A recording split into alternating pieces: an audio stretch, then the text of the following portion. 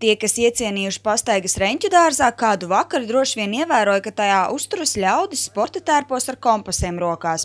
Šeit norisinājās orientēšanās sacensības Azimuts 2014 un Kurzemes Zemgales takas 2014. Ventspilī šāda veida sacensības nav nekas jauns. Latvijā, diemžēl, lielākā daļa sabiedrība par orientēšanās sportu domā tā, tur tie trakie ar kartu un kompasu skrien pa mežu. Jau vairākus gadus desmit pasaulē tas jau sen vairs nav pareizi. Ir atzītas 4 galvenās orientēšanās sporta disciplīnas. Ir orientēšanās skrējiens, kur tie trakie skrien pa mežu. Ir orientēšanās slēpojums, tā kā izsniegs, tie paši trakie pieliek slēpes un slēpo. Un tad ir orientēšanās velobrauciens. Un ir taku orientēšanās. Taku orientēšanās ir īpaša orientēšanās sporta disciplīna, kurā vismazkustīgākajam invalīdam ir iespējas līdzvērtīgi sacensties ar visveselāko, visspēcīgāko, viskustīgāko sportistu. Jo rezultātu nosaka nevis distancē patērētais laiks, bet gan precizitāte. Sacensības ir īpašas ar to, ka tajās var piedalīties visi, pat cilvēki ar īpašām vajadzībām. Šajā orientēšanās sporta disciplīnā viss ir vienoti. Un tā kā šajā orientēšanās pārsvarā notiek pilsētu parkos un pat ielās, līdz ar to jebkurš garam gājējs ir vienlaicīgi skatītājs.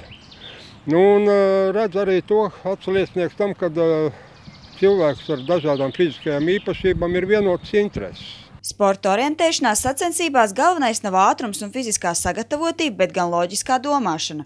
Organizatori apgalvo, ka katrs sacensību laikā sev var atklāt kaut ko jaunu. Orientēšanās sacensībās ir vēl viņa sauc pa precīzo orientēšanos.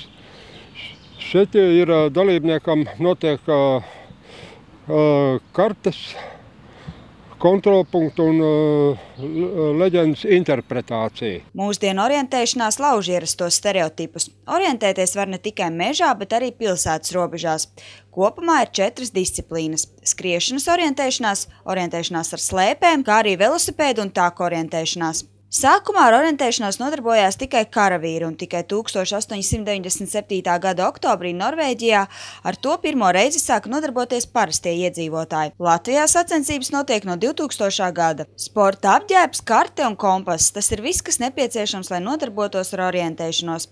Uzdevums ir pēc iespējas ātrāk un pareizā kārtībā iziet trasi, orientējoties ar kompasu un atzīmējoties visos kontrolpunktos. Te notiek orientēšanās sporta pasākumu Ventspils Azimuts, 7. kārta.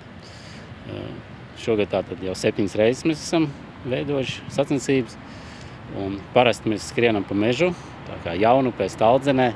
Bet šogad mēs pirmo reizi izdomājām, ka, lai piesaistītu cilvēkus, varētu uzrīkot vienu kārtu arī pilsētas centrā. Neko īpaši nav vajadzības, vienkārši cilvēks apģērbjās sporta drēbēs un ierodās. Kāpēc var nodarboties ar sportu?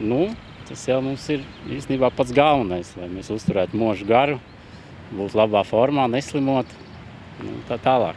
Šis sporta veids ir viens no tiem, kas pieejams visiem, jo nav vecuma ierobežojuma. Es iešu uz to krēslu un apsēdīšu, viņš mums tur teiks, visdrīzāk tas būs tā kā uz kartes jāparāda, kurš tas punkts būs. Viņš laikam teiks to punktu parādīt uz kartes. Kas tev rokā tagad ir? Rokā tas pieteikšanās lapa. Jā, un karte, jā? Tur cita karte pavisam. Vai tu pirmā reize piedalījies vai ne? Tāku orientēšanās es pirmo reizi, bet īstajās orientēšanās daudzas reizes piedalījies. Organizatori aicina piedalīties arī ģimenes, jo tas ir lielisks veids, kā kopā pavadīt laiku svaigā gaisā, kas, saprotams, ir arī veselīgi. Gita Mārtiņsona, Viktorija Prituļaka, Andrejs Kulīgins, Kurzemes televīzija.